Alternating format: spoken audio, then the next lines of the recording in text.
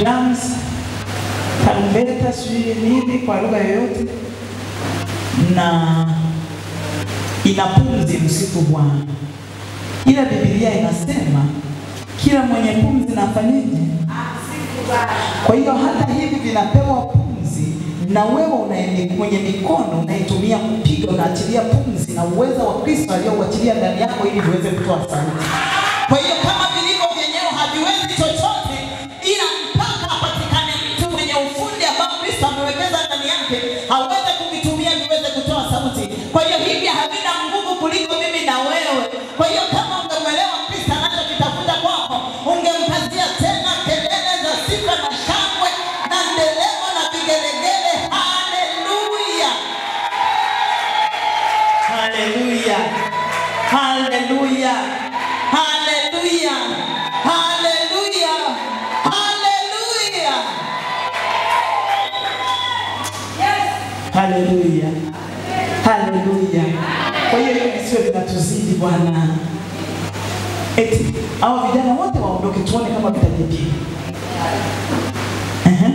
Vitapiga kelele? Si mpaka viguswe. Sasa wewe unasubiri uguswe? Wewe una midomo, wewe una mikono, wewe una kigelegele.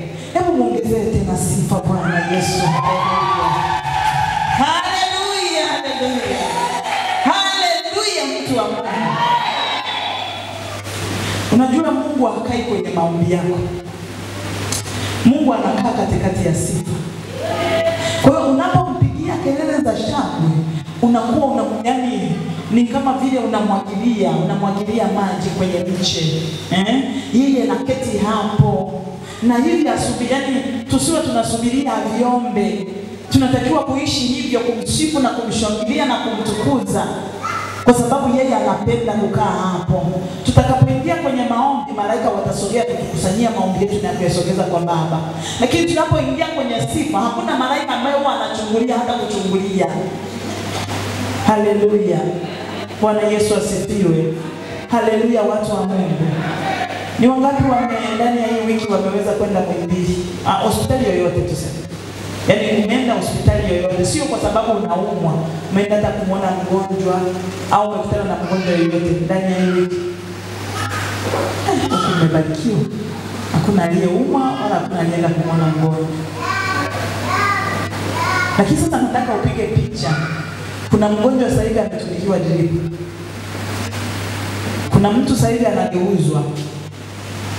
Kuna mtu hapa anafungwa pampers. Hajielewi, yani haelewi kinachoendelea duniani. Mimi na wewe tumekuja na tumeoga, tumepaka na mafuta, tumependeza. Hebu tumshangilie Mungu kwa ajili ya hilo. Haleluya. Muongezee tu.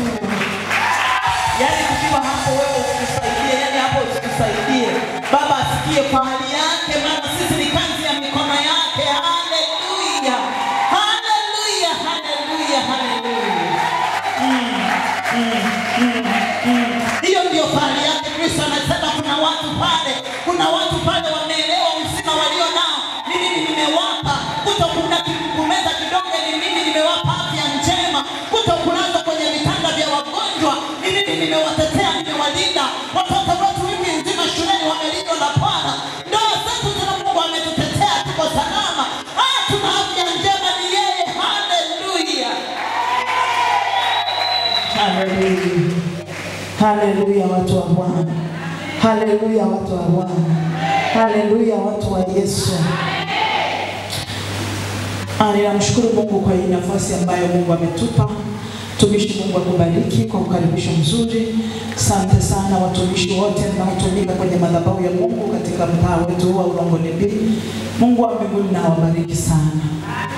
Nafikiri sasa jina langu mnalifahamu sana hata nisipojitambulisha. Kujitambulisha na ni muhimu, hata mbinguni tutatambulishwa.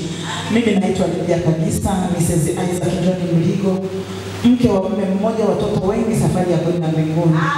Haleluya. Haleluya. Haleluya. Nimewaambia mke wa mume mmoja, safari ya kwenda mbinguni. Haijalishi kuna kona, safari yetu ni ya mbinguni. Haijalishi kuna matuta, safari yetu ni mbinguni. Haijalishi kuna kelele, safari yetu ni moja, ni mbinguni.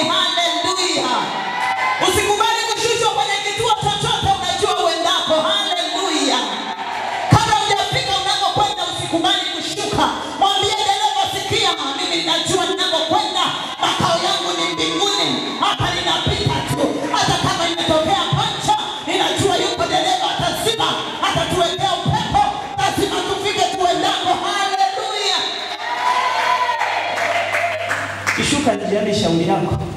Sisi hatushuki. Amina. Haleluya. Haleluya. Haleluya. Haleluya. Okay, kwa dakika hizi ambazo Kristo ametupa, tutakuwa na kichwa kidogo cha somo kinachosema kutawala na kumiliki miliki zangu, nguvu iko ndani ya kinywa changu. Kutawala na kumiliki miliki zangu, nguvu iko katika kinywa changu. Amen. Amen. Kutawala na kumiliki miliki zangu, nguvu iko katika kinywa changu. Sio cha jirani. Haleluya watu wa Mungu. Narudia, kumiliki na kutawala miliki zangu, nguvu iko katika kinywa changu. Amen. Kitu cha kwanza unatakiwa kujua kusudi kubwa la kuumbwa kwako ni nini. Kusudi la kuumbwa kwangu, kusudi la kuwepo kwangu mahali popote nitakapokuwa. Iwe ni kazini, ni mahali ninakofanyia biashara, mahali nilikoolewa, mahali ninakosoma, mahali popote ninapokuwa, ofisini, kwenye biashara, mtaani, popote, kusudi la mimi kuwepo hapo ni nini? Amen. Kwa hiyo lazima nijue kuwepo kwangu hapo mimi ni nini. Kwenye kile kitabu cha Mwanzo ile sura ya kwanza mstari wa 26. Mungu anasemaje? Ni mstari ambao ni mstari wa moyo, si ndio? Si ndio? Au sio wa moyo? Jamani, ngongoni ndio nyinyi au nimepotea? Inawezekana nimepotea, mimi sielewi. Sio ngongoni ile ninayojua ndio iachaga. Mungu akasema na tumfanye mtu kwa mfano wetu na kwa sura yetu, wakatawale samaki wa baharini na ndege wa angani na wanyama wa nchi yote, pia na kila chenye kutambaa kitambaacho juu ya nchi. Mungu akaumba mtu kwa mfano wake, kwa mfano wa Mungu alimuumba, mwanamume na mwanamke aliwaumba. Narudi kwenye hiyo 26. Mungu akasema na tumfanye mtu kwa mfano wetu, kwa sura yetu, wakatawale samaki wa baharini. Cha kwanza ni kufanya nini? Wakatawale. Nimesema kumiliki na kutawala miliki zangu vipo katika uwezo wa kinywa changu. Kuna watu tunafikiri kwamba kuokoka ni ili twende mbinguni. Si ndio? Tunaokoka ili twende mbinguni. Tunaokoka twende mbinguni. Tumishi, tunaokoka twende mbinguni.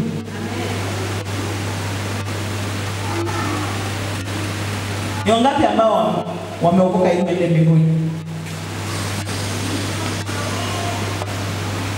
Ni wangapi ambao wameokoka hawataki kwenda mbinguni? Sikiliza. Ni kweli tumeokoka. Mtumishi, umeokoka mwaka gani? Unakumbuka? 14. Ni miaka kama 10 hivi. Miaka 10. Kuna wengine wameokoka sijazaliwa. Kuna wengine wameokoka ni miaka 20. Mbinguni umeenda. Subiri nini? Wewe toka umeokoka una miaka mingapi mtumishi wangu? Mwaka 2017. Una miaka 10 plus. Sio? Mbinguni umeenda. Ile siku tumempokea Yesu kwa Bwana Mwokozi wa maisha yetu, itakiwa twende wapi? Sasa moja aenda unasubiri nini? Jina lako limeenda tayari. Wewe unafanya nini hapo?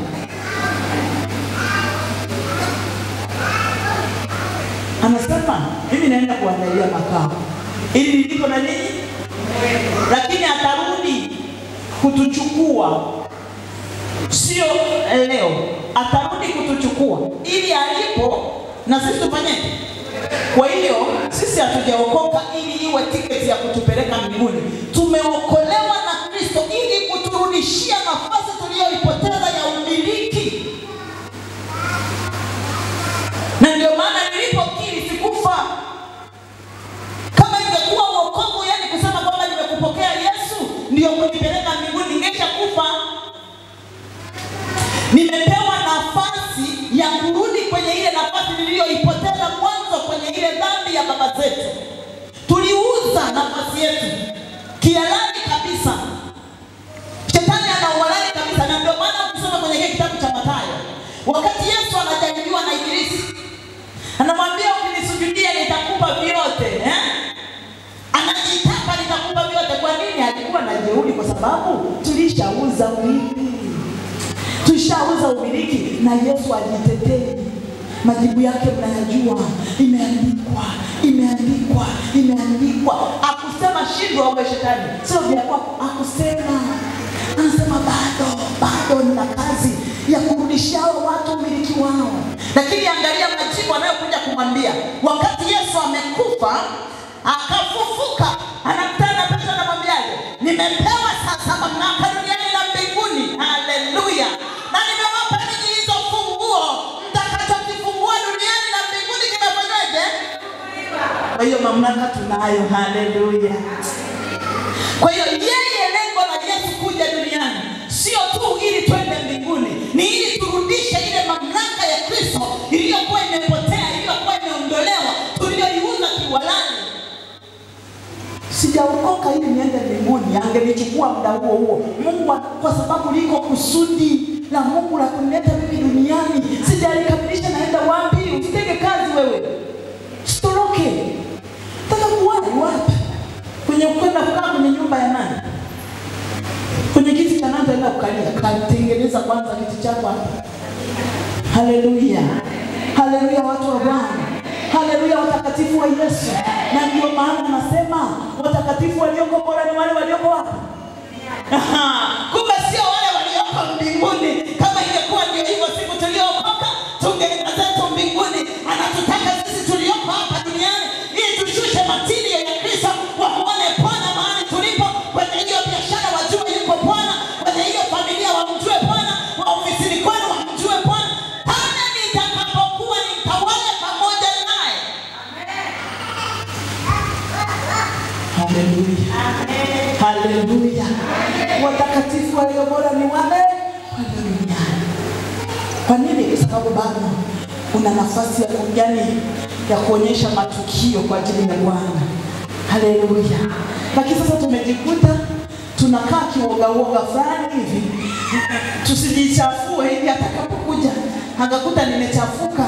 Tunakaa kwa kujiamia. Nisikiliza mtu wa Mungu, sikae kwa kujiamia. Iko damu isiyoisha ikibakisai. Iko damu isiyoisha imwagikayo inayoweza kutusafisha. Sijasema uishi maisha ya kiolela ya uchafu. Ishi maisha yaliyo bora. Ndio maana mtakatifu aliye duniani ndio yule Bwana anayemtambua na kumthamini sana. Lakini usikae kujiambi ukaacha kushusha manondo kwa ajili ya kumdhihirisha Kristo mahali ulipo. Ukasema nitakuja nitajichafua. Kaa katikati yao, lakini usifanye yale wayatendayo.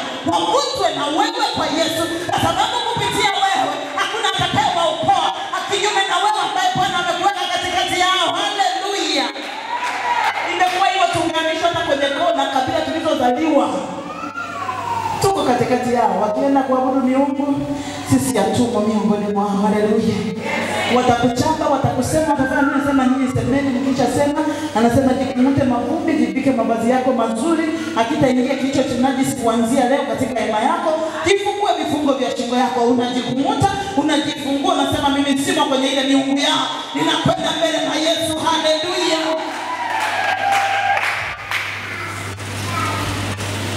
Haleluya. Haleluya. Tunaishi kama Wakristo goigoi, wenye uoga, wenye hofu. Itakuwaje?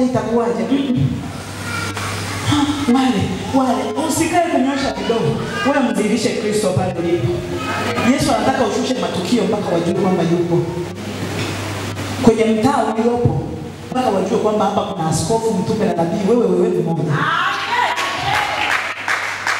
Haleluya.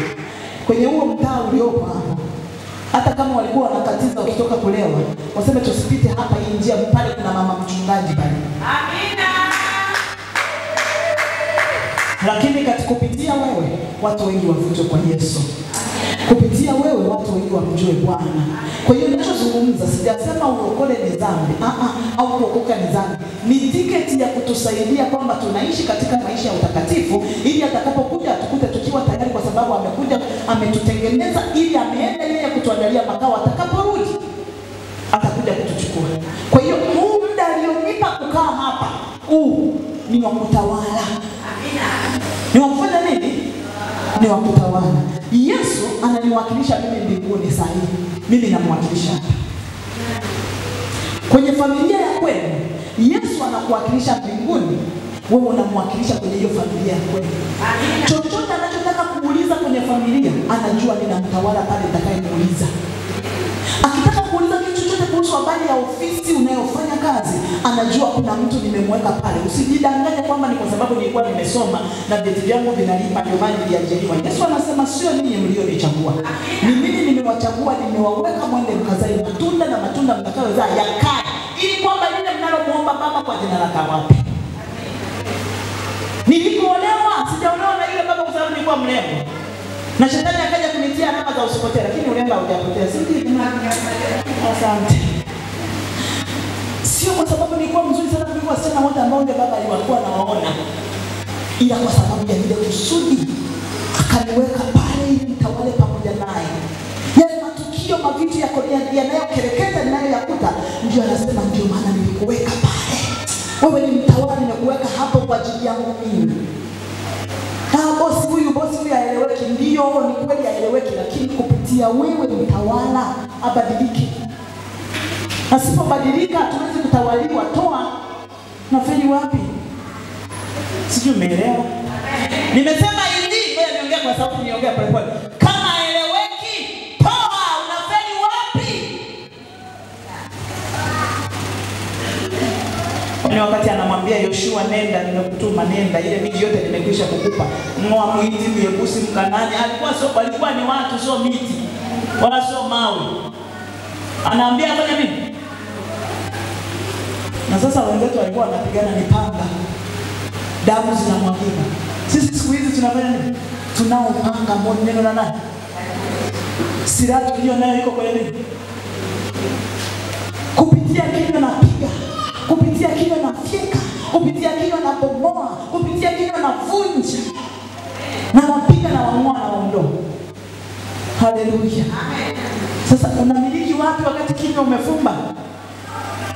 Unaishia tu kulalamika, jamani mimi huyu, yani jamani, yani yule, yule yupi, yani yule yupi? Mfanye basi huyo ndio Myebusi. Mfanye huyo ni Mwiti. Mfanye huyo ni Mkanani, anatakiwa aondolewe hapo ili wewe ukae. Na kwa nasikia nikwambie mtu wa Mungu, Mkristo mtakatifu upendwa sana na Bwana. Hakuna kitu unachokitaka kisichomilikiwa na mtu. Sijui umenielewa vizuri au umenisikia. Nasema hivi, hakuna kitu chochote ulichokitaka ambacho hakimilikiwi na mtu. Sasa inategemea, kama ni wa Bwana muombe neema apande ili na usogee. Kama sio wa Bwana ngoa ili ukae. Ndio maana nimekwambia miliki zako kiko katika uwezo wa nini? Aya. Wakati Mungu anazungumza na Adamu, akamletea viumbe vyote hapo mbele. Kunguru, chui, nini. Mungu anasema alipoleta mbele yake akasema anataka asikie atavihitaji. Ataka asikie atavihitaji. Akavipa majina. Alipovipa majina yalibadilika, yalibaki hivyo hivyo. Jamani. Au mimi najisemea vya kwangu.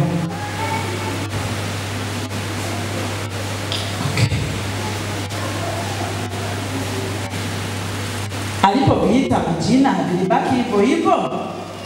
Mwanzo ile sura ya 2 mstari wa 18.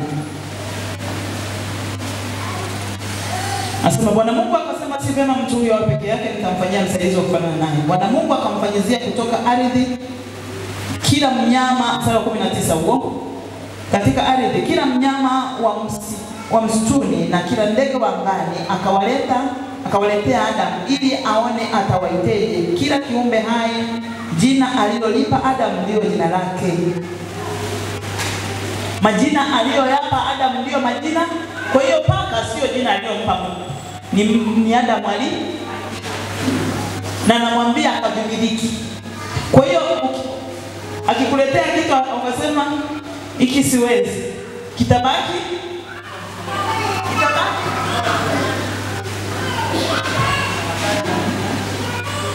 Kitabakije?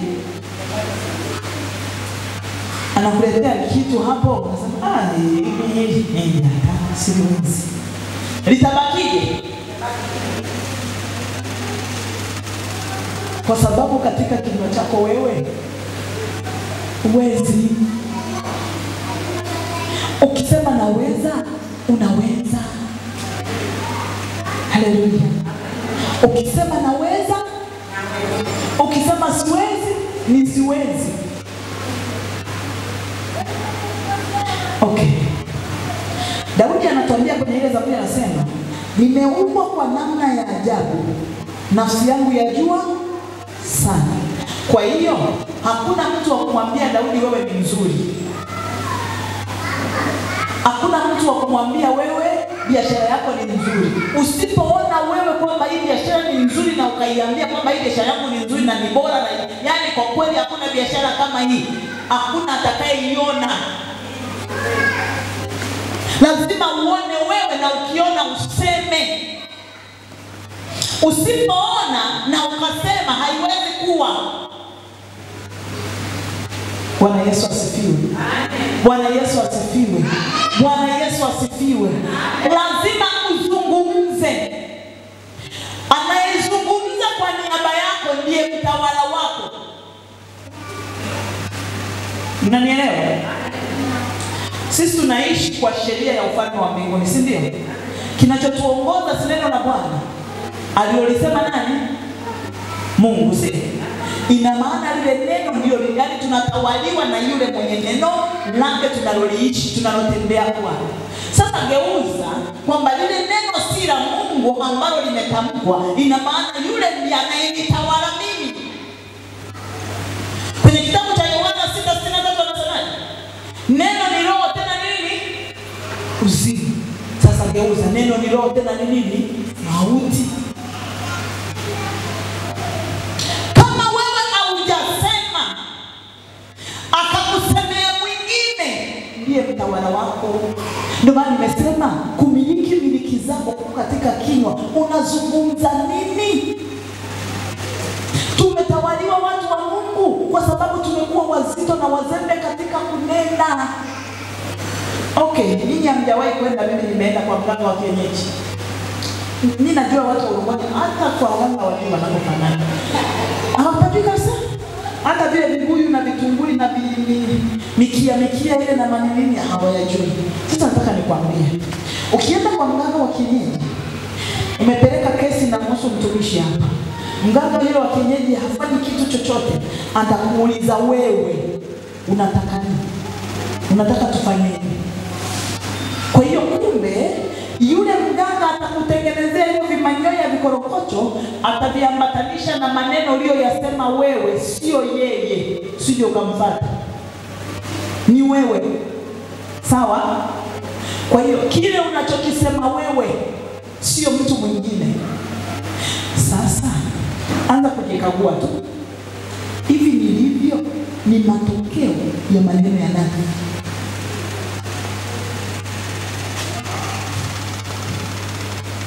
Turudi kule kwenye kitabu cha Mwanzo. Wakati Yusufu amepelekwa kwa Farao, ameota ndoto, amesahau. Yusufu ameenda kutafsiri ile ndoto. Farao anasemaje?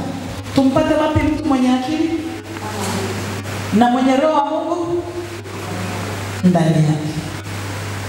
Yusufu anasema tafuta mtu utakayemweka akafanya 1, 2, 3. Farao anakataa. Anasema hivi, kwa neno lako. Kwa neno la nani? Kwa neno la nani? Watu wake watafanyaje?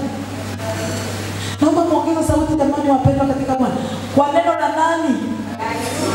Watu wa Yusufu wa Farao watafanyaje? Huko ndio wameelewa. Kwa neno la nani? Watu wa Farao watafanyaje? Basi naomba tuongee pia. Na maana tumesikia wenzetu wamesema nini? Kwa neno la Yusufu watu wa Misri au wenyeji wa Misri watafanyaje? Ndio maana nimesema uwezo wa kumiliki miliki zangu, baraka zangu, vitu vyangu viko uwezo katika uwezo wa nani? Kwa hiyo kwa neno la Yusufu watu wangu watatawaliwa. Hakuna atakayeinua mguu, hakuna atakayekwenda kushoto, hakuna atakayekwenda kulia mpaka kwa neno lako. Swali, wewe, ukoo wa kwenu, kabila la kwenu, familia kwenu, mnaishi kwa sababu ya neno la nani? Ni neno lenu kweli? Yani neno lako wewe ndio linafanya nyinyi mnaishi? Neno la Mungu kweli ndio linafanya nyinyi mnaishi? Au kuna neno la mtu ambaye amewatawala? Nasikia niwaambie, unaweza kuwa ni mtu wa kawaida sana ofisini, lakini ukawa uko vizuri kwenye kinywa. Ukiwa pale hata kama ni bosi, hata kama kuna bosi mkali namna gani, hakuna kitakachopita bila kukuiga. Mmenielewa hivi? Naweza nikawa ni mtu wa kawaida kule ofisini mimi nafagia.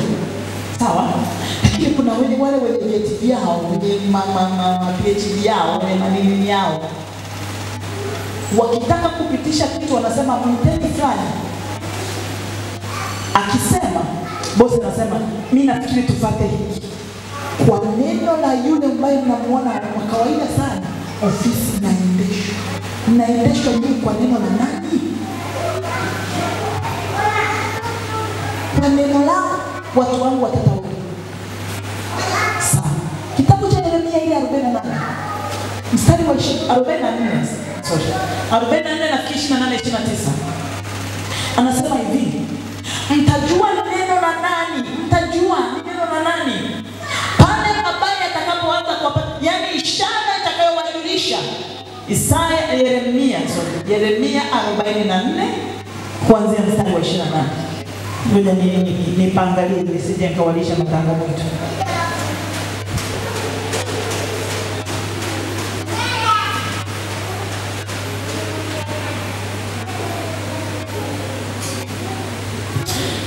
Yeremia 48:28 anasema, nao watakao kimbia upanga watatoka katika nchi ya Misri na kuingia katika nchi ya Yuda watu wachache sana, na watu wote wa Yuda waliosalia na kwenda nchi ya Misri ili kukaa huko watajua ni neno la nani litakalosimama, ni neno langu au neno lao.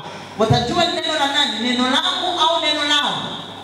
Na hii ndiyo itakayokuwa ishara kwenu, asema Bwana, kwamba ni mimi nitawaadhibu ninyi mahali hapo, mpate kujua ya kuwa maneno yangu yamesimama juu yenu. Nitaleta mabaya bila shaka. Kitakachonipa kujua ni neno la nani linatawala, ninaishije, maisha yangu yakoje. Yule ambaye mwenye amri, mwenye kutamka ndiye anayewatawala. Kuna ambaye anaendesha maisha yenu kama familia, mnajikuta nyote maisha wao wanarudi, yani wanashikilia kweli kweli. Sasa ukitamka kadri unavyosema, anasema ndivyo utakavyotenda. Usiposema, anasema anataka ajue utavitaje. Wewe utasemaje? Watakaposema utasemaje? Utakapoyaona wewe utafanyaje? Haleluya. Haleluya. Ninatamani jioni ya leo Mungu akurudishie zile miliki zako zile. Amen. Kwa kinywa chako wewe mwenyewe. Amen. Visima vyako vilivyofukiwa ukavifukue kwa jina la Yesu, virudi kama Bwana alivyotaka. Visima vya Ibrahim vilifukiwa na Wafilisti. Vilipofukiwa akazaa mtoto Isaka. Akavipata vile visima, akavifukua. Alipovifukua wakavigombania, akafukua vingine akafukua wakavigombania. Mpaka alipofikia kwenye Rehobothi, akasema sasa Bwana amenifanyia nafasi. Lakini vile visima Isaka akuvipa majina mengine, alivipa sawa sawa na baba yake alivyoviita. Jinsi tunavyokuona sivyo baba anavyokuona katika ufalme wa mbinguni. Lazima visima vifukuliwe, urudi katika ile halisi ya Kristo kwa kadri anavyotaka kukuona. Anasema akavipa majina sawa sawa na baba yake alivyovipa. Mungu ana vitu ameweka ndani yako vimefukiwa. Anasema mtajua ni neno la nani pale mabaya atakapoanza kuwapata. Yale mabaya yametushindilia, yamefukia visima vyetu, na sisi tumebaki katika hayo kujiona ni wadhaifu,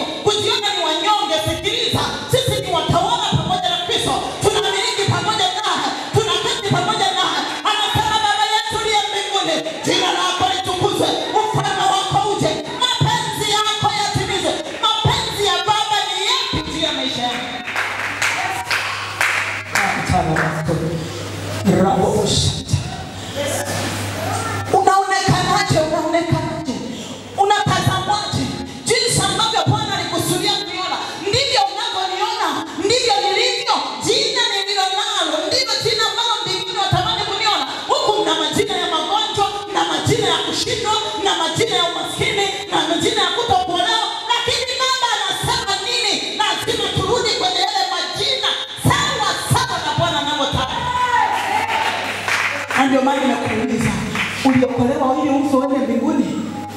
Umeokolewa ili ubaki kwanza. Amina. Tunaishi kama watumwa. Unatawala wapi? Tuliambiwa tutawale duniani, tutawale nchi, tutawale angani, tutawale huko kwenye maji, tutawale. Mbona kila mahali tumetawaliwa, tupo tu kama vipanzi visivyo na mahali pa kushika? Mbona tumetawaliwa? Kwa neno lako watu wangu watatawaliwa. Kwa nini? Yani sikiliza watu wangu. Sisi ni watu wa Mungu, lakini tumetawaliwa na nani? Farao anamwambia Yusufu, hii Misri ni ya kwangu. Mimi ndio mfalme. Kama mbona Mungu anakuangalia. Anasema hao watu ndio niliowafia mimi msalabani. Hawa ndio walionifanya nikaacha enzi na mamlaka. Lakini kwa neno la shetani watu wangu wametawaliwa. Kwa neno la waganga watu wangu wametawaliwa. Kwa neno la wachawi na mizimu ya babu zao watu wangu watatawaliwa. Sikia, jioni ya leo nimekuja kukwambia katika jina la Yesu, kama kwa kinywa chako mahali popote walipokufikia, walipokuweka lazima ufukuliwe. Mahali walipokushikilia unasema hapana, nimeyapata maarifa, lazima natoka katika jina la Yesu. Hakuna nabii wala mtume atakayekwenda kukutoa mahali ulikowekwa. Maumivu na uchungu ulio nao ni wao unaweza kusema inatosha. Hapa hapana, ninatoka kwa jina la Yesu. Iwe ni mizimu ni miungu, kwa jina la Yesu natoka. Kwa damu ya Yesu natoka. Kwa jina la Yesu natoka. Haleluya. Yes. Unasubiri nani aombe kwa ajili yako? Unasubiri nani aseme kwa niaba yako?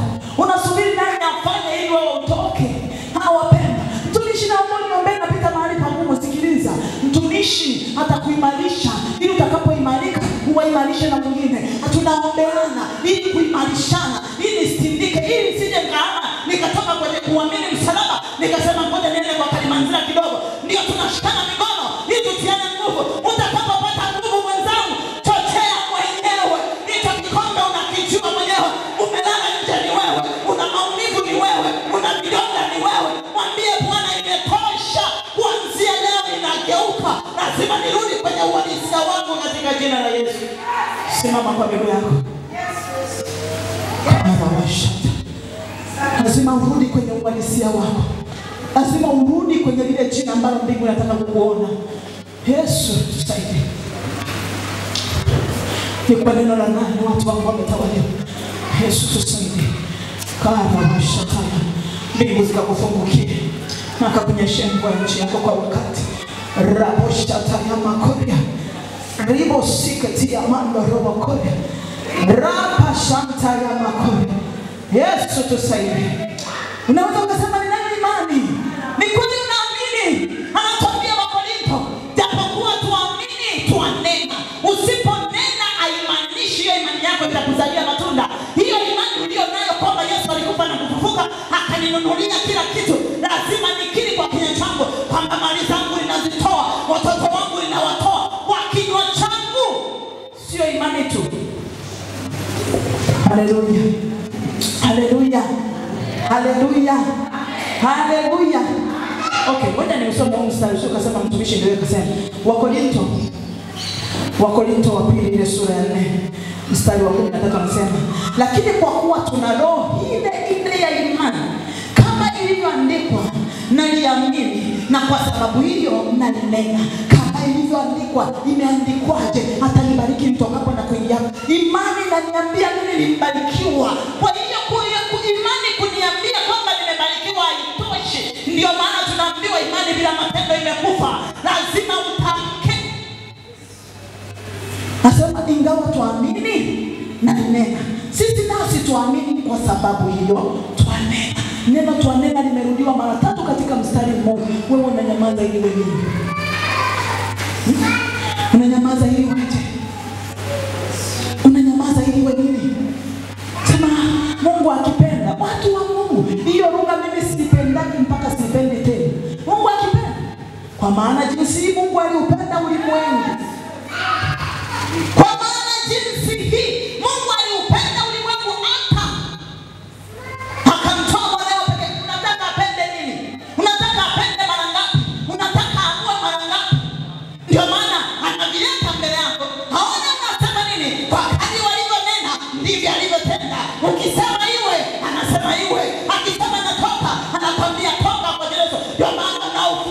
utakachokifungua duniani mbinguni kimefunguliwa, utakachokifunga na mbinguni kimefunguliwa kwa kinywa chako.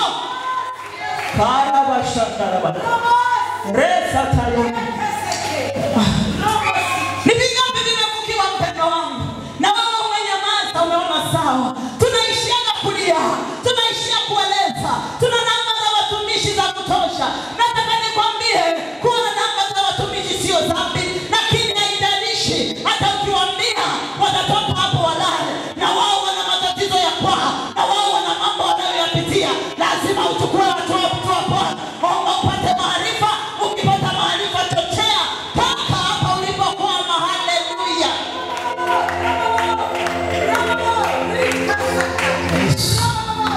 Yes. Haya. Lazima ufike mahali useme kuanzia kwangu na kizazi changu ninachora mstari, hii dhambi haitapita tena. Kuanzia kwangu haya mateso hayatapita tena. Watoto wangu hawatakinywa hiki kikombe. Ni kweli mimi nimepita kwa sababu wazazi wangu walipita hapa, lakini kuanzia kwangu watoto wangu hawapiti. Watoto wangu hawatali nyumbani. Watoto wangu sio wajinga. Watoto wangu watasoma ingali nilifeli. Watoto wangu ni vichwa wanasomkia rinda sasa.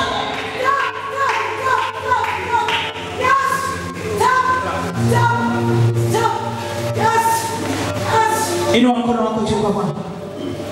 Inua mkono wako juu. Yesu tusaidie. Sema e Bwana Yesu, nakuja mbele zako kwa damu ya Yesu. Ninakushukuru kwa ajili ya neno lako ulilolituma ili kunipa maarifa, maana imeandikwa neno lako halitakurudia bure. Yako makusudi uliyonikusudia jioni ya leo juu ya maisha yangu, nasimama na damu ya Yesu mbele zako Kristo, maana ninajua siwezi kukikaribia kiti chako kwa kutegemea haki yangu, maana mimi ni mwenye dhambi. Kwa kuwa imeandikwa wote wametenda dhambi na kupungukiwa na utukufu wa Bwana. Baba, katika jina la Yesu nimepungukiwa na utukufu wako, nimepungukiwa na neema yako. Bwana Yesu, neno lako linasema sikio lako si zito hata lisiweze kusikia, mkono wako si mfupi hata usiweze kuokoa, bali maovu yetu yametufarakanisha na uso wako. Bwana Yesu, niko mbele zako na hiyo damu ya Yesu, kwa kuwa imeandikwa Bwana wa amani hawatakase ninyi kabisa roho zenu, nafsi zenu, miili yenu. Bwana Yesu, achilia damu yako kuanzia utosi hadi wayo wa miguu, ukanisafishe na kuniondolea kila kinachonitenga na uso wako kwa jina la Yesu. Maana imeandikwa karibia vitu vyote katika Torati usafishwe kwa damu, na pasipo kumwaga damu hakuna ondoleo. Na ichukua hiyo damu ya Agano Jipya, maana imeandikwa na nikikaribie kiti cha neema kwa ujasiri, ili nipate neema na rehema ya kunisaidia wakati wa mahitaji.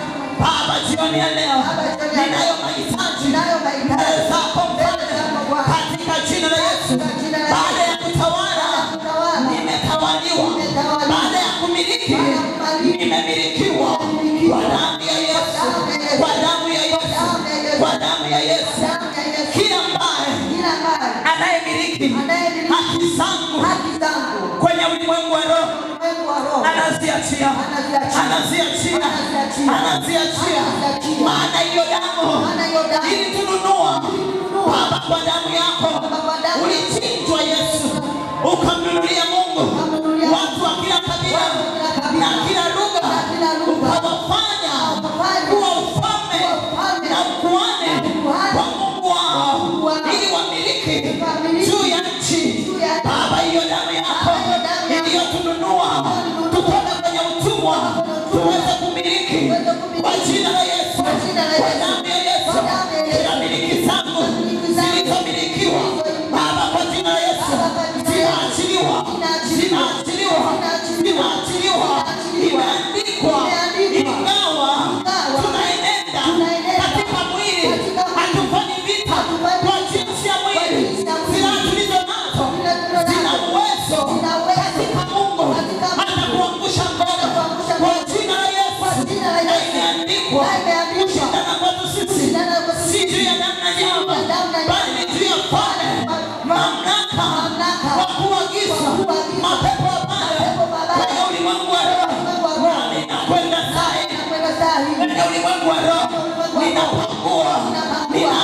tunaangusha kila ngome zilizojengwa ili kunizuia nisimiliki, nisifanikiwe kwa damu ya Yesu, kwa jina la Yesu, kwa damu ya Yesu, kwa jina la Yesu.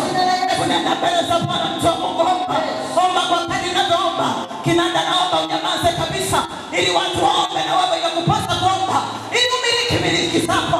Baba, katika jina la Yesu Kristo Nazareti, tunakwenda kwenye ulimwengu wa roho. Kila kichwa cha kwetu kilichokamatwa, kichwa cha kwetu kilichoshikiliwa, kichwa cha kwetu kilichotawaliwa, Baba, kwa damu ya Yesu tunaharibu hizo roho, tunatengua maagano yao, tunabatilisha mashauri yao, tunaharibu vyote ambavyo vimeachiliwa juu ya maisha yetu kwa damu ya Yesu, kwa jina la Yesu, kwa damu ya Yesu, kwa jina la Yesu, kwa damu ya Yesu, kwa damu ya Yesu, kwa jina la Yesu. Kataro ya utumwa, kataro ya utumwa, kataro ya utumwa, wewe na mzao wako, kataro ya utumwa, kataro kutawaliwa, utatawala rohoni, utatawala mwilini, tutawala nare, hanitupa kutawala, kutawala ardhi, kutawala maji, kutawala anga, kwa damu ya Yesu. Kila kitambacho kwenye nchi kavu, ndege wa angani, samaki wa baharini, tutamiliki vyote kwenye ulimwengu wa roho na ulimwengu wa mwili. Na kataa utumwa juu ya uzao wangu, na kataa utumwa juu ya maisha yangu. Hiyo roho ya utumwa iliyotushikilia, iliyotukamata, iliyotufunga, inayotutesa, kwa jina la Yesu. Omba, mtu wa Bwana, omba. Usifumbe macho wewe. Hapa unapambana, pambana, pigana ngumi, pigana mateke. Unasema wananiachia leo, wananiachia leo, wananiachia leo, wananiachia leo. Wanatoka, wanaachia, wanatoka mbele yako, wanakuachia, wanatoka. Watoto wetu wanaachiliwa, waume zetu wanaachiliwa, wanawake wanaachiliwa, hiyo biashara inaachiliwa, hiyo ndoa inaachiliwa, hiyo kazi inaachiliwa, hiyo afya inaachiliwa. Kwa neno la nani umetawaliwa? Yeyote aliyetamka hayo maneno mabaya yanayowamiliki, yanayowatawala, hayashughulika, wapigwe hao kwa jina la Yesu.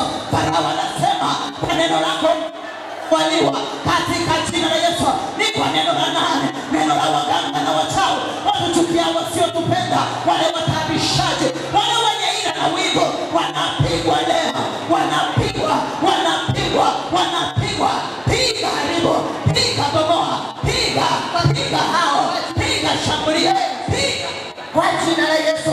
Usinyamaze, peleka damu ya Yesu, peleka damu ya Yesu kwenye biashara yako, kwenye kazi yako, kwa watoto wako, kwenye nyumba yako, kwenye ndoa yako. Rapa seketa, ramandele bosa, rika seka ramanda, rika ndele bosa.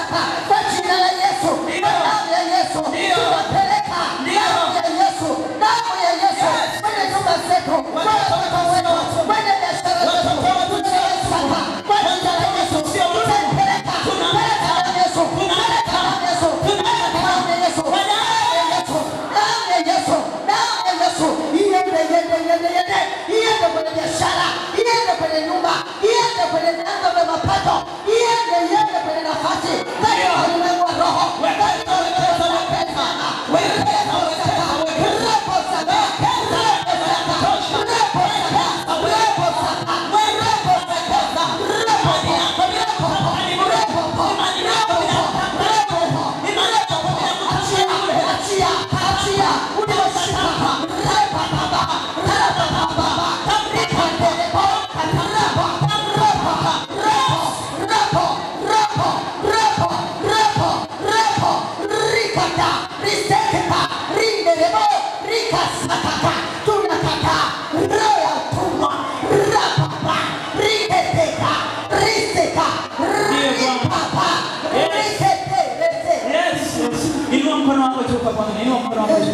Sema Mungu Baba, katika jina la Yesu, kila anayenitawala kwenye ulimwengu wa roho leo hii nimeondoa roho ya utumwa, na anayenitawala ninamuondoa.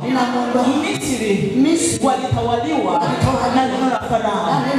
Bwana Yesu, kila anayenitawala, kila anayezuia baraka zangu, jioni ya leo ninakwenda kwenye ulimwengu wa roho juu ya hayo maneno yaliyotamkwa yanatushikilia kama familia, kama mimi mtu binafsi, kwa damu ya Yesu ninayaondoa hayo maneno yaliyosimama kama ukuta, yaliyosimama kama zuio, yalikokaa hayo maneno, ile kumbukumbu inayotunzwa ili kufuatilia vizazi vyetu kwa jina la Yesu. Leo hii kila zuio linalonizuia mimi kumiliki, mimi kutawala kwenye ulimwengu wa roho, na hayo maneno waliyoyatamka ninayabadilisha, ninayafuta, nayatengua kwa damu ya Yesu, kwa jina la Yesu. Kila zuio shughulikia mazuio, ondoa hayo mazuio, ondoa hayo mazuio ya maneno. Anasema amefungua mlango wa kupaa. Wako wengi wanaokupinga, wamekupinga kwa maneno, wametamka na maneno, wamefanya uganga na uchawi, wakaachilia manuizo yao ili ufanikiwe, wakafunga njia za mafanikio yako, wakafunga hilo lango la ndoa, hilo lango la kazi, hilo lango la biashara, hilo lango la huduma, limefungwa kwa maneno. Tunakwenda kwenye ulimwengu wa roho, walikotaja kwa majina, walikotufunga kwa uchawi na mailizi yao, wakatufunga tusifanikiwe, kwa jina la Yesu Kristo, kwa damu ya Yesu, kwa jina la Yesu. Hayo maneno yao yanabatilika, baraka zinaachiliwa kwa damu ya Yesu. Tunatengua hayo maneno, tunayaharibu. Hayo mazuio yanaondolewa, kila kinachozuia baraka za familia ya kwetu, kinachozuia kuona mafanikio katika maisha yangu, leo hii Bwana ninakiondoa. Hilo vazi la magonjwa, hilo vazi la mateso, hilo vazi la maskini, hilo vazi la kukataliwa, ninakuvua leo hii. Isaya anasema jikungute hayo mavumbi, jikungute maneno yao, jikungute, vua hayo mavazi yote, mavazi ya kichawi na kiganga, mavazi ya urozi na ushirikina. Badilisha maneno yao, badilisha mashauri yao, tengua maagano yao, haribu kabisa. Jifungue hivyo vifungo. Wamefunga vizazi, wamefunga msiolewe, wamefunga msifanikiwe. Maana anasema asionekane kwenu arogaye kwa kupiga mafundo. Walipiga mafundo, wakaachilia manuizo. Fungua hilo tumbo, fungua hiyo sura yako. Wamekuvisha sura la kinyago, hata ukitaka kuolewa wanaona kama umeshaolewa, wanakuona kama mzee. Kila ukitaka kubarikiwa, baraka zako zinapishana nazo, kwa sababu kuna aliyekukamata, kuna naye kutawala. Habari zinaandikwa, habari za mabaya juu yenu, hayo mabaya yaliyoshikilia kwenye familia, na vita nyote mnafanana, hakuna anayeweza kumsaidia mwingine. Baba, jioni ya leo tunaondoa hayo mazuio, tunaondoa hayo maneno, tunaondoa hayo mateso, tunajivua, tunajikumuta hayo mavumbi, tunafungua hivyo vifungo. Fungua mpendwa, fungua. Wewe ndio unaijua familia yako, ndio unaijua maisha unayoishi, ndio unaijua mazingira unayopitia. Jifungue kabisa, fungua kabisa, rudisha uhalisia wako namna Bwana alivyokukusudia wewe, namna mbingu zinavyotaka zikuone. Kazana.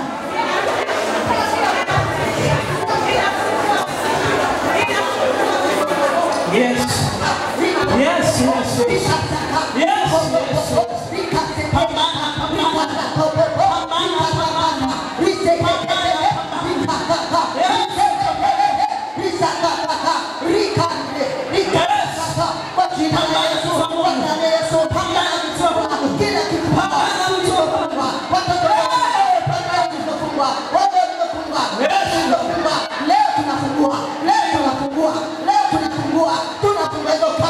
Tunafungua mafundo, tunaretekaka, risekekeka, rikandele popo, rikatakalo mafundo, tunafungua na kila kilichonenwa kwenye hayo mafundo, retekekaka, risekeke.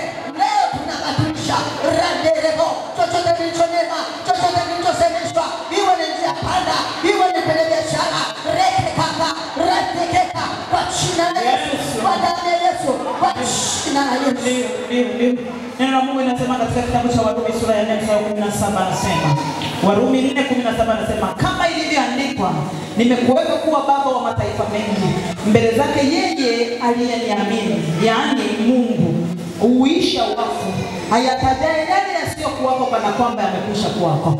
Hayatajaye, tunarudi kwenye ishu ya kuzungumza, hayatajaye yasiyokuwako kana kwamba yamesha kuwepo. Ninataka kuolewa Baba, katika jina la Yesu ninayataja nisiyoyaona kana kwamba yamesha kuwepo, yale yasiyokuwepo kana kwamba yamekuwapo. Ndoa yangu ni hii hapa. Asante kwa watoto ulionipa, asante kwa ajili ya huyo mume, asante kwa ajili ya amani ya ndoa yangu, asante kwa ajili ya ile kazi, asante kwa ajili ya biashara yangu. Anza kuachilia maneno ya kuisha, anza kuachilia maneno ya kuisha, kuondoa mauti katika vitu vyako, ondoa mauti kwenye afya. Ni kweli daktari amesema una ugonjwa fulani, tunayataja yasiyokuwako kana kwamba yamesha kuwako. Sisi tuna afya njema, afya ni chakula cha watoto.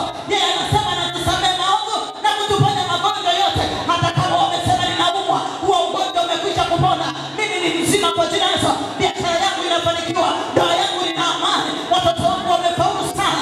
Yesu napaka tena setona mosa rapanda ikokora rika seta yango rika ndoa manda rapapa. Asante kwa ajili ya huduma yangu, asante Baba. Reka katayama rapapo rapakoya rika kanda rabo rika karabasa. Yesu antayama koi rapopo rabasaya mandala wakoya. Yesu nena nena nena anauishi bila kufa. Ni kweli unaona kufa, mauti imeondolewa, uzima umeingia. Neno ni hai tena linayo nguvu. Anasema maneno ni roho tena ni uzima. Unanena nini? Nena maneno yenye uzima, nena uzima, nena kushinda, nena kubarikiwa, nena kufanikiwa, nena kuvuka, nena baraka, nena wateja wengi dukani, nena biashara kustawi, nena kibali ofisini, nena amani familia yako, nena asili ya uzima uisha. Rasa italama randa abakoya rapapa rakokosata randa rikokoda rasaita mando rapa rapapo rika santa ya makoya rasa ya taya rasa kato. Yesu ropo rapapa rikokoria risanta ya makoya sante jama rika santa riko rika ropopo rika nenepo. Baba tunakushukuru rika zakaka riko rika kaka. Naomba nisikilize mpendwa, naomba nisikilize. Najua hili ni zoezi, utaenda uniongeze kidogo nyumbani, si ndio? Taenda ulichochea vizuri nyumbani. Ikiwa kuna neno linakusumbua ndani yako, kuna mlitamkiwa kama familia, ulitamkiwa kama wewe. Mfano, mara nyingi nimetoa ushuhuda huu. Kuna mtu alinitamkia, nilikuwa mjamzito nikafungwa tumbo kujifungua. Nilijifungua miezi 12 kasoro. Nilikuwa ndani ya miezi 11 na wiki. Kwa neema ya Kristo nikang'ang'ana naye akanisaidia. Nikajifungua ambaye mtoto wangu yuko darasa la 7 sasa. Mdogo. Nilipotoka hospitali, mtu akaniambia bora ungekufa kuliko kuzaa mtoto tukaja msibani. Ina maana alitamka, sio kusikia kwa mtu, ananiambia kwa uso, sio ndoto, sio maono, uso kwa uso. Ina maana ni mauti ilikuwa tayari imetengenezwa. Bwana akapindulia gia ndani, akanipa uzima mimi na mtoto wangu. Haleluya. Lakini nilikuwa natakiwa nifanyiwe operation kama kesho.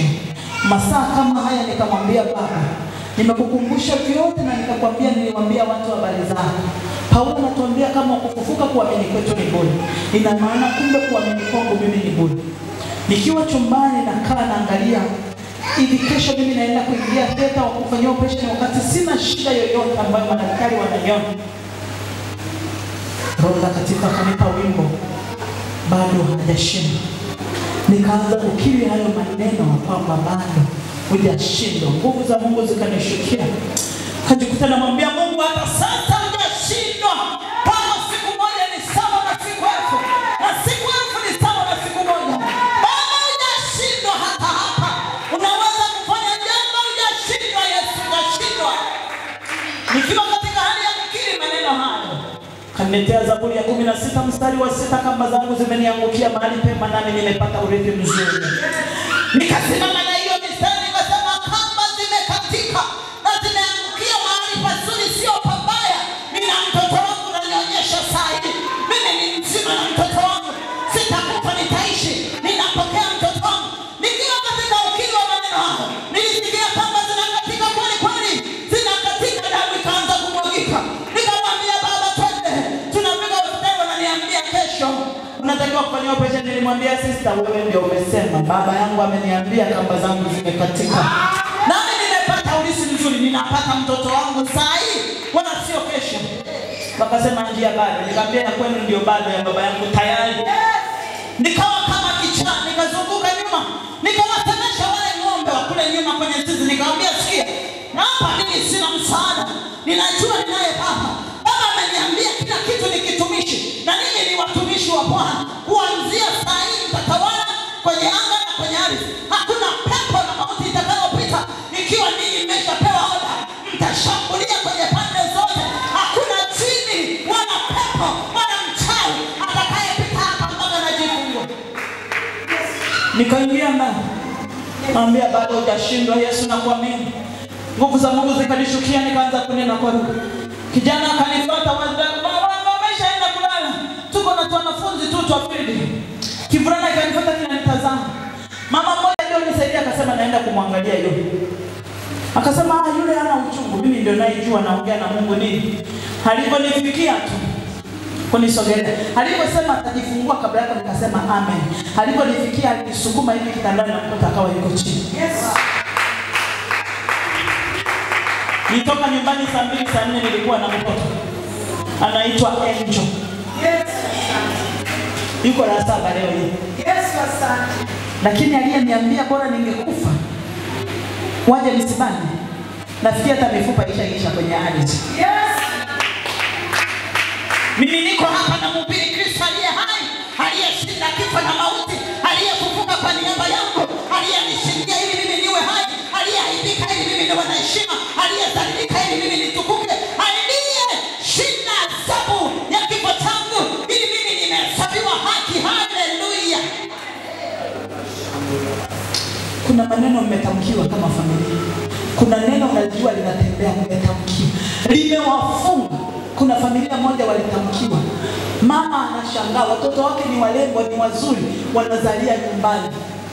Hakuna mkwe aliyeingia kuchumbia.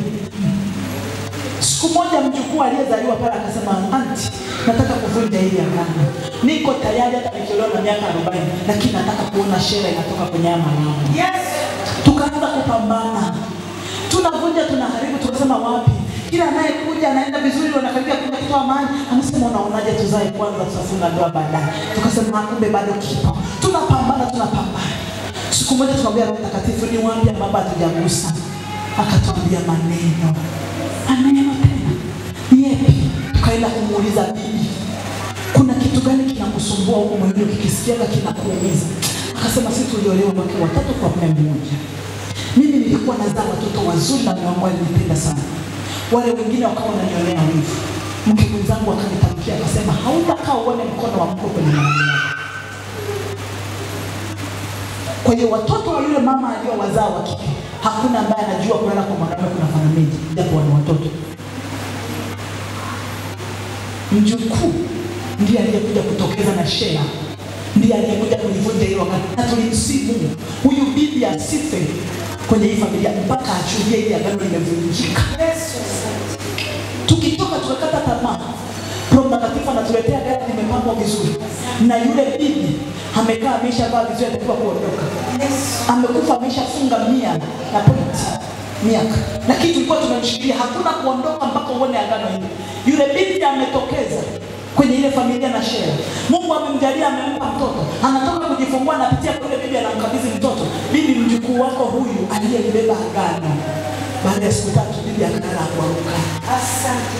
Lakini aliacha nini? Anahakisha agano limevunjika. Kwenu mnatamkiwa nini? Ni maneno ya nani yamewapelekesha? Ni maneno ya nani? Angalia, wazuri ni walembo, umezalia tu nyumbani. Kumbe kuna neno la mtu kule limesimama kwenye ulimwengu wa roho. Wa mtu anataka kuolewa.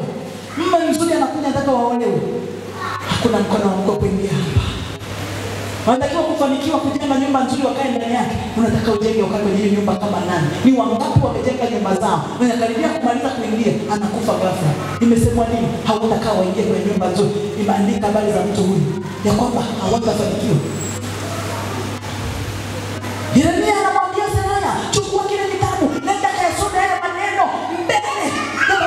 Utakapokwisha kuyasoma maneno haya, habari ya mabaya yatakayowapata, funga jiwe kwenye kitabu, nenda katupe kwenye mto Frati.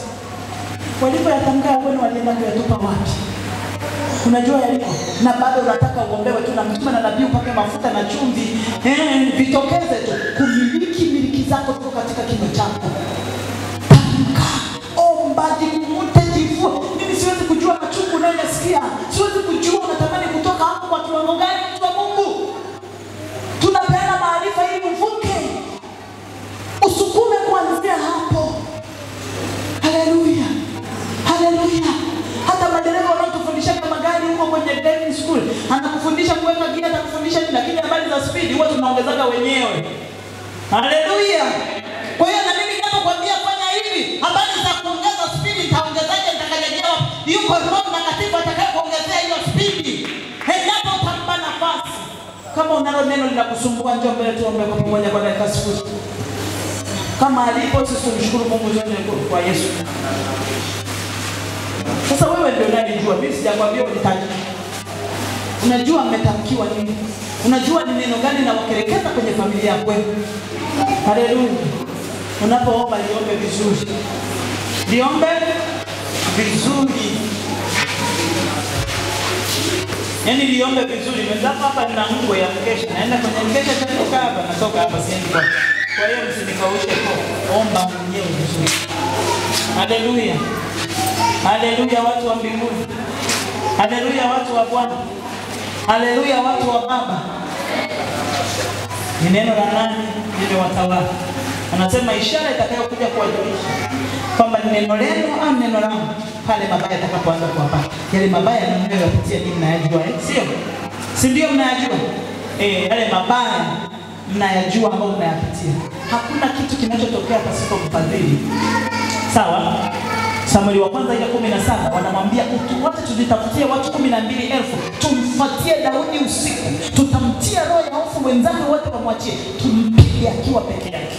Angalia, wewe ni mmoja, kuna watu 12,000 wanakutafuta wewe, roho yako peke yako.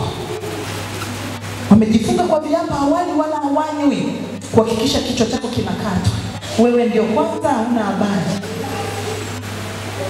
Boti lina misukosuko, wanatupa na mizigo ya watu, biashara za watu zinaharibiwa. Wanasema tupige kura tujue mabaya haya yametupata kwa ajili ya nani. Kumbe kila baya nalolipata kuna aliyesababisha. Kutoka kwa wanani? Kwa ufalme wa giza. Nimepatwa na hiki kwa ajili ya nani? Mtajua ni neno la nani pale. Na ishara itakayowajulisha kwamba ni neno langu, kwa sababu nimekusudia kuwatenda nini? Mabaya. Inua mkono wako kwa Bwana. Yesu tusaidie watu. Anatazama watu. Sema Mungu Baba, nimekuja mbele zako.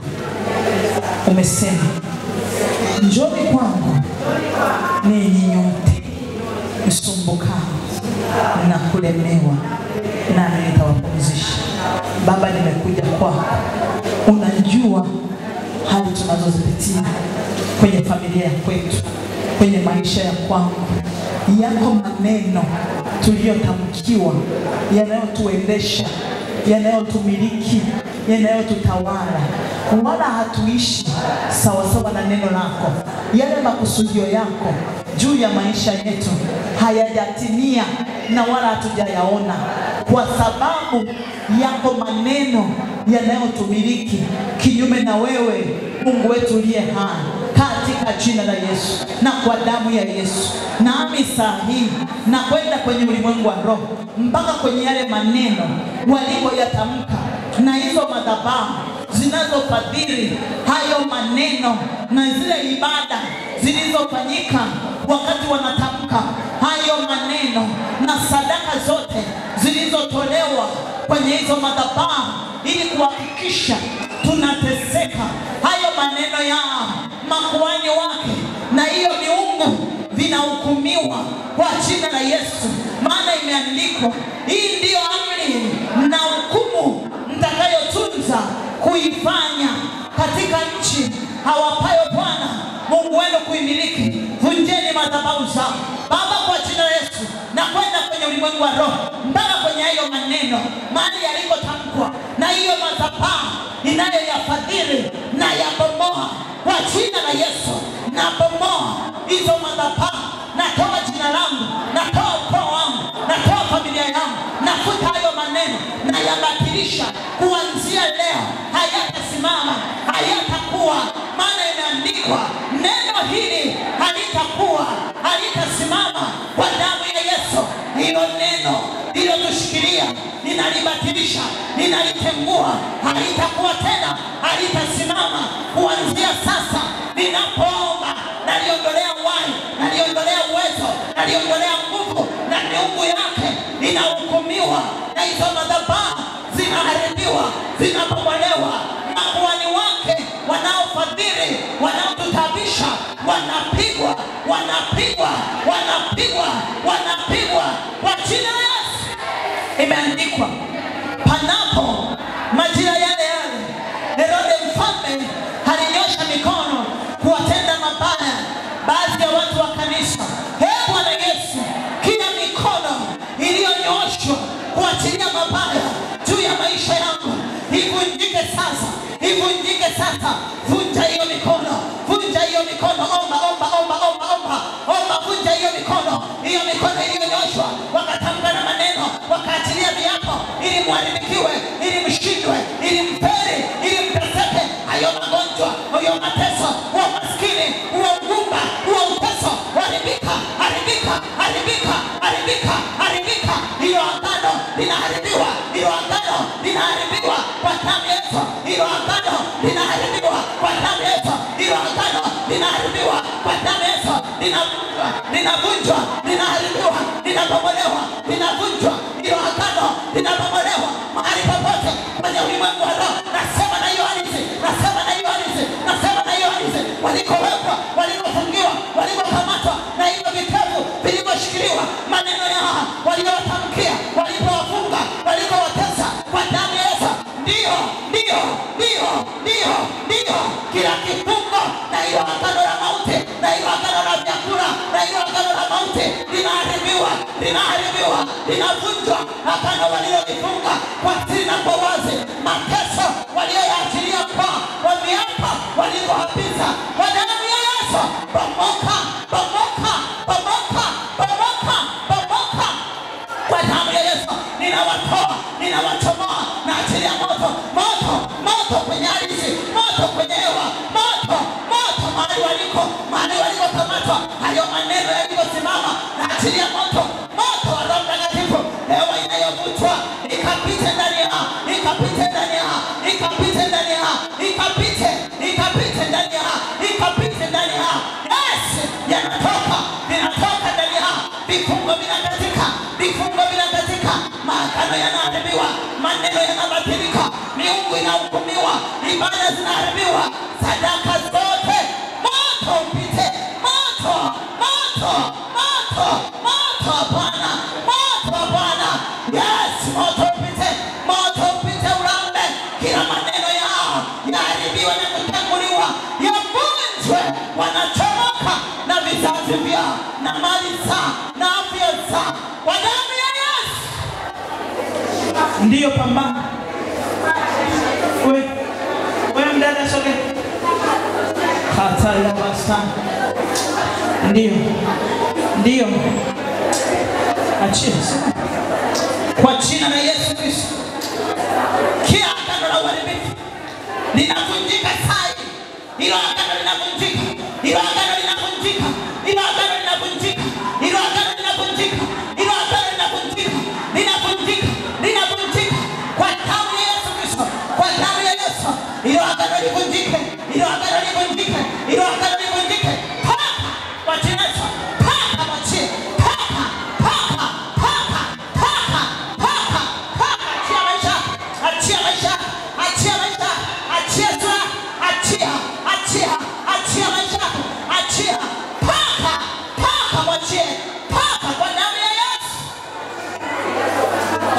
sadaka yako. Shika sadaka yako. Yewa.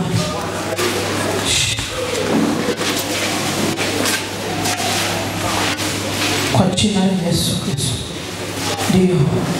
Vifungo vyote ulivyofunga, viapo vilivyo hapo, kila agano lililoaganwa na kuharibifu na mauti, tunasimama na agano jipya damu ya mwana kondoo. Tunaharibu kila maagano yote ya uharibifu, kila maneno mliotamkiwa, kila maneno mliotamkiwa, maneno ya kushindwa, maneno ya kufeli, maneno ya mateso, maneno ya utumwa, maneno ya ukiwa, maneno ya utupu. Achia kwa jina la Yesu. Achiliwe kwa damu ya Yesu. Shika sadaka yako mkononi mwako mtu wa Mungu. Sema Bwana Yesu, ninakushukuru kwa ajili ya kunifungua na kuachilia uzima ndani ya maisha yangu. Ikiwa kuna sadaka zilizotolewa kwenye madhabahu za giza kwa lengo la kunifunga, nami nimesimama mbele zako Bwana, maana imeandikwa, msije nyumbani mwangu mikono mitupu. Baba, tumekuja na hoja zenye nguvu, tukiwa tumeambatanisha na sadaka hii, ikiwa imebebwa na sadaka iliyo bora ya damu ya Yesu. Kila sadaka za damu, damu za kuku, damu za njiwa, damu za mbuzi, damu za ng'ombe na kondoo na damu za watu, tunazibatilisha ikiwa na sadaka ya damu ya Yesu ya agano jipya. Ile damu ya mwana kondoo ya Yesu Kristo ikatunenee mema katika jina la Yesu.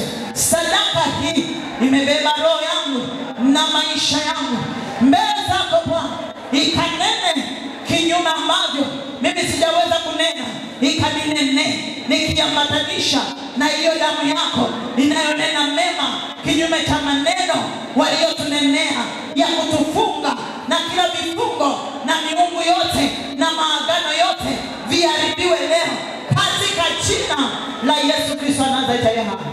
Bwana Yesu, tunakushukuru kwa sababu umetufadhili. Asante kwa ajili ya neno lako, asante kwa ajili ya watumishi wako, asante kwa namna ambavyo umetuhudumia. Baba, nashuka na kunyenyekea kabisa mbele zako Kristo. Uinuliwe wewe peke yako, sisi sote tupungue. Na zaidi ya yote Baba, naomba toba na rehema mahali popote tulipofanya kwa uregevu. Yamkini kuna mahali nitaka nifanye zaidi na mimi sijafanya. Mungu, nashuka kabisa hata nchi unihurumie. Mungu, usininyime tena nafasi nyingine Baba. Usininyime tena fadhili zako Mungu. Kanipe tena kibali cha kuipalia madhabahu yako tena na kukusema na kukutaja kwa watu wako kwa wakati mwingine Kristo. Inuliwa Kristo Mwokozi wetu. Tutenge na kila ubaya na uharibifu kwa utukufu na heshima ya jina lako Mwokozi wetu Kristo mwema tumeomba. Amen. Mungu wa mbinguni awabariki. Asante. Tunashukuru.